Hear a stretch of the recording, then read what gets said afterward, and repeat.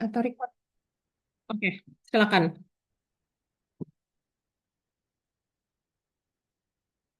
Dimas, suaranya belum ada. Halo, ada suara saya, Bu. Apakah ada suara saya? Oke, oke. Oke, silahkan Dimas. Dipersilahkan waktunya 10 menit maksimal. Hmm. Ya, perkenalkan sama saya Dimas Agil Kusuma dan saya dari kelompok satu. Dan di sini saya akan menjelaskan tentang eh, mat- tentang tugas kami yaitu analisis metaverse classroom yang berbasis artificial intelligence dan virtual reality untuk transformasi pendidikan global. Dan ini yang anggota kelompok saya ada Dava Pratama Putra, ada Leiden Fauzi Yokasurya, ada Zikri Firmansyah, dan ada Dimas Agil Kusuma. Oke, untuk yang pertama mungkin akan dibacakan oleh Dava Pratama Putra. Silakan. Oke, terima kasih Dimas. Oke, pertama itu buat inovasi sistem kami itu kami menginovasikan sistem dengan tema Global Eduverse. Jadi, uh, Eduverse ini sebuah ekosistem pembelajaran imersif atau secara mendalam bertipe high fidelity virtual reality. Artinya kami berusaha serealistis mungkin dalam sistem ini, yang mana dirancang untuk menggantikan keterbatasan metode video konferensi 2D. Berbeda dengan pembelajaran daring biasa, sistem ini tuh mengadopsi kerangka kerja biasa. Sistem mengadopsi kerangka kerja metaverse yang menciptakan lingkungan simulasi persisten di mana batasan fisik ruang kelas dihilangkan di dalamnya. Mahasiswa hadir sebagai representasi digital atau avatar yang mampu berinteraksi secara real time dengan objek 3D dan lingkungan belajar secara intuitif. Seolah-olah mereka berada di lokasi fisik yang sama. Next, Mas.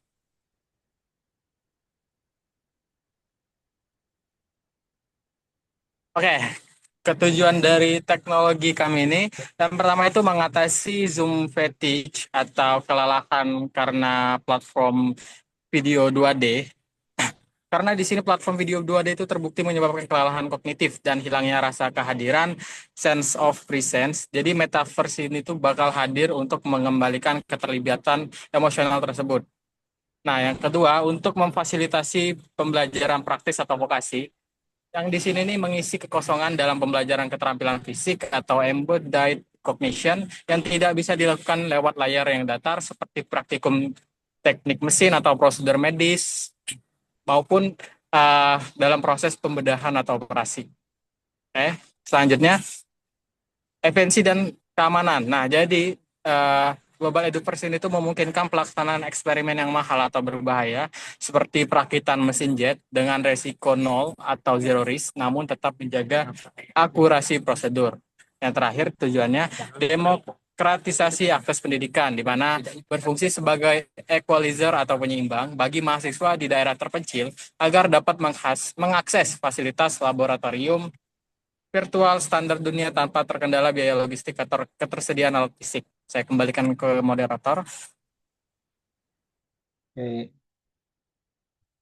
ini selanjutnya akan dibacakan oleh Zikri. Silakan.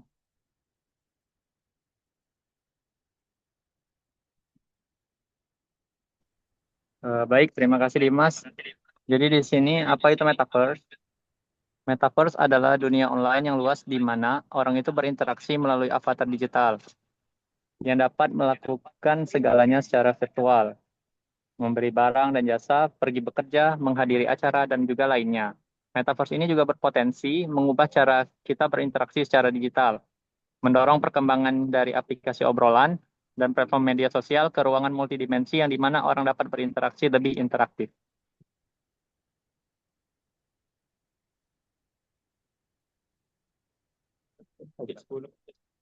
Baiklah, untuk bagai cara kerja metaverse, di sini metaverse pengguna dapat mengalami pengalaman imersif di internet dengan menciptakan gambar tiga dimensi yang melingkupi mereka. Pengalaman ini tidak mungkin terjadi tanpa menggunakan realitas virtual. Komponen kunci dari metaverse di mana pengguna dapat mengalami dunia digital dan dunia nyata dalam satu ruang yang sama. Apa lagi? Baik, mungkin saya kembalikan lagi ke moderator. Oke, untuk masalah mekanisme dan kerja sistem akan saya bacakan. Itu yang pertama itu akses dan lingkungan imersif. Nah, VR ini pintu masuknya menggunakan alat seperti headset virtual reality. Yang kedua itu kita bisa menciptakan avatar di dalam dunia virtual sebagai avatar digital seperti ini. Dan yang kedua adalah konsep digital twin atau kembaran digital. Jadi kita bisa membuat replikasi presisi, yaitu menerapkan konsep digital twin. Nah, itu adalah teknologi penyusun inti sistem. Yang pertama itu ada AI driven sebagai NPC yang bisa memberikan tutor virtual cerdas yang dapat berdialog secara lisan. Yang kedua ada analisis biometrik yang menggunakan gaze tracking. Yang selanjutnya ada jaringan 6G dan edge computing. Mobile edge computing atau MAC yaitu untuk menanggung beban komputasi yang berat. Yang kedua ada latensi rendah yaitu didukung dengan jaringan 6G. Yaitu latensinya bisa ditekan hingga di bawah 10 milisecond. Selanjutnya ada teknologi lagi yaitu blockchain, yaitu identitas dan sertifikat, yaitu menggunakan teknologi blockchain, NFT atau soulbound token. Dua ada anti pemalsuan, yaitu dokumen akademik tersimpan sebagai aset digital. Untuk selanjutnya akan dibacakan oleh Leiden. Baiklah, selanjutnya masuk ke dalam potensi dan arah perkembangan teknologi, di mana memprediksi antara tahun 2030 sampai 2035. Yang pertama ada brain computer interface, di mana ini adalah interface di dalam metaverse yang tidak lagi menggunakan alat pengontrol tangan atau hand controller, melainkan menggunakan sinyal otak secara langsung. Nah, cara kerjanya sendiri yaitu menggunakan teknologi BCI non-invasif yang memungkinkan untuk mengendalikan objek virtual hanya dengan memikirkannya. Manfaatnya sendiri adalah untuk mempercepat interaksi dan sangat membantu bagi penyandang disabilitas fisik. Next.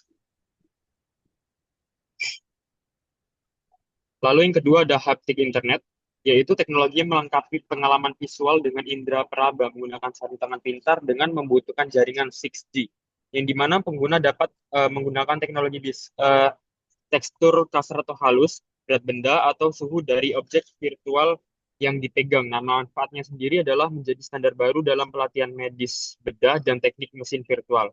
Next. Lalu yang ketiga ada AI generatif pencipta materi otomatis, di mana dosen tidak perlu lagi mendesain ruang kelas 3D dengan manual yang rumit. Nah, cara kerjanya sendiri yaitu cukup memberikan perintah suara, dan generatif AI sendiri akan membangun skenario simulasi lengkap dalam hitungan detik, dan materi akan menjadi sangat dinamis dan tidak terbatas.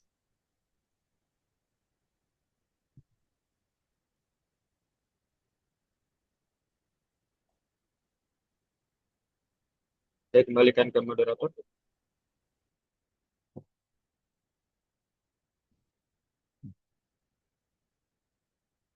Oke, sini ini mengapa disebut dengan perkembangan teknologi? Karena evolusi spatial computing ini merupakan lompatan dari internet 2D, yaitu Zoom atau Gmeet, menuju lingkungan 3D yang imersif. Itu mengambilkan rasa kehadiran, sense of presence, dan embodied cognition, yaitu belajar dengan gerak tubuh yang hilang selama pandemi. Kedua ada integrasi cerdas, digital twin dan AI. Nah, digital twin sendiri yaitu mereplikasikan alat lab fisik ke digital untuk simulasi non resiko nol, misalnya mesin jet atau bedah. NPC, nah ini hadir sebagai avatar hidup yang bisa memantau tatapan mata mahasiswa, gaze tracking, dan membimbing secara lisan. Jika keamanan aset digital blockchain, ijazah dan transkrip nilai disimpan sebagai aset digital, NFT atau DID, yang anti palsu dan transparan.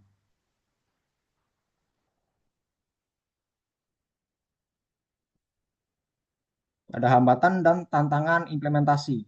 Yaitu yang pertama adalah isu privasi data biometrik. Itu resiko utamanya. Yaitu perangkat VR itu merekam data biologi sensitif, respon pupil mata, pola gerakan tubuh, dan gelombang suara. Bahayanya, kebocoran data ini fatal karena menyangkut identitas fisik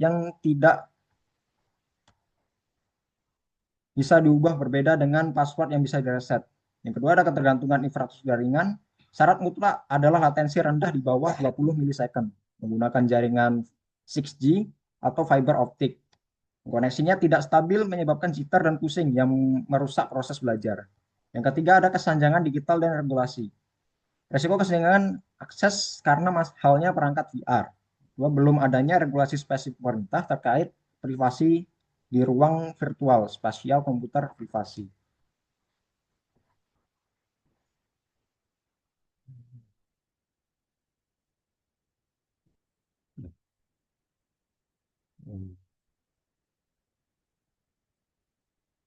Cukup.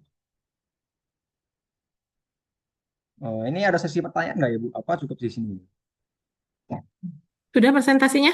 Sesi pertanyaan nggak ada, tapi ada kesimpulan dari saya. Udah? Udah. Oke, terima kasih kelompok 1 tentang metaverse ya. Metaverse tadi jadi sudah dijelaskan teman-teman dari kelompok 1 itu teknologi yang menggabungkan dunia virtual yang 3D ya. Jadi ini sebuah gebrakan dari 2 dimensi ke 3 dimensi yang saling imersif dan mendukung ya. Jadi penggabungan antara digital dan fisik ya. Jadi banyak digunakan nantinya direncana ada sudah beberapa penerapan tapi belum banyak diimplementasikan karena keterbatasan pertama eh, perangkatnya ya, kemudian ada perbedaan layanan dari apa namanya eh apa namanya jaringan internet ya seperti itu. Karena itu yang utama.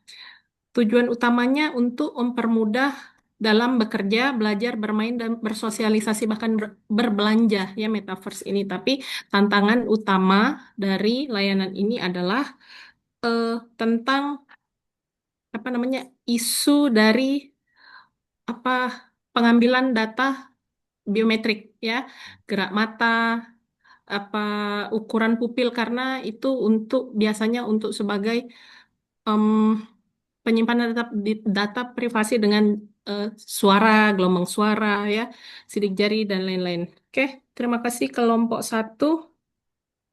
Presentasinya bisa diakhiri ini slide-nya dan recordnya jangan lupa Ya, baik. dimatikan karena saya harus pindahkan ini apa namanya hostnya ke kelompok berikutnya.